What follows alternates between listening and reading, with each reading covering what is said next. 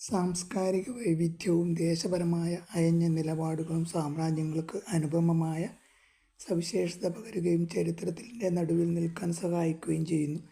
ഈ സവിശേഷതകൾ കാരണമാണ് വിഭിന്ന സ്വഭാവങ്ങളുള്ള ജനപദങ്ങളെ ഐക്യപ്പെടുത്താനും ഭിന്ന പാരിസ്ഥിതിക മേഖലകളെ ഒരേ രാഷ്ട്രീയ കുടക്കീഴിൽ കൊണ്ടുവരാനും സാമ്രാജ്യങ്ങൾക്ക് സാധിക്കുന്നത്. വ്യതിരിക്ത മാനവ സമൂഹങ്ങളെ ഒരുമിച്ച് ചേർക്കാനും ഭൗമഗ്രഹത്തിലെ ജനപദങ്ങളെ ഏകോപിപ്പിക്കാനും സാമ്രാജ്യങ്ങൾക്ക് സാധിച്ചതും ഇതിലാണത്രേ. ആദിമ ഉറവകൾ, ഭരണവ്യവസ്ഥ, ഭൂവിസ്തൃതി, ജനസംഖ്യയുടെ വലിപ്പം എന്നിവയെക്കാളും അയവുള്ള അതിർത്തികളും സാംസ്കാരിക വൈവിധ്യവുമാണ് സാമ്രാജ്യങ്ങളെ നിർവചിക്കുന്നത്. സൈനിക വിജയങ്ങൾ സാമ്രാജ്യങ്ങളെ രൂപപ്പെടുത്തിയെന്ന് വരില്ല. അഥീനിയൻ സാമ്രാജ്യം രാജ്യങ്ങൾ സ്വയമേവ ചേർന്ന് ഉണ്ടായതാണ്. കൗശലത്തിൽ നടത്തപ്പെട്ട പല വിവാഹമാണ് ഹാബ്സ്ബർഗ് രാജ്യത്തിന് തുടക്കമിട്ടത്. സാമ്രാജ്യത്തിൻ്റെ ഭരണാധികാരി കരുത്തനായ ഏകാധിപതിയായിരിക്കണമെന്നില്ല. ചരിത്രത്തിലെ ഏറ്റവും വലിയ സാമ്രാജ്യമായ ബ്രിട്ടീഷ് സാമ്രാജ്യം ജനാധിപത്യക്രമത്താൽ ഭരിക്കപ്പെട്ട ഒന്നായിരുന്നു.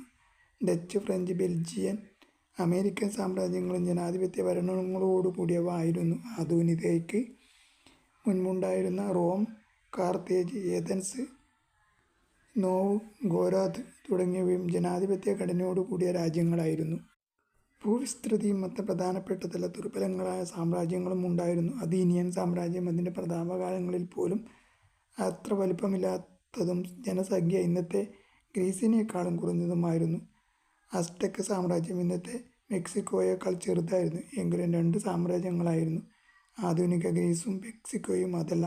അഥീനിയയും അസ്ടെക്കും ക്രമേണ നൂറുകണക്കിന് ചെറിയ രാജ്യങ്ങളെ കീഴ്പ്പെടുത്തി സാമ്രാജ്യത്തിന് കരുത്ത്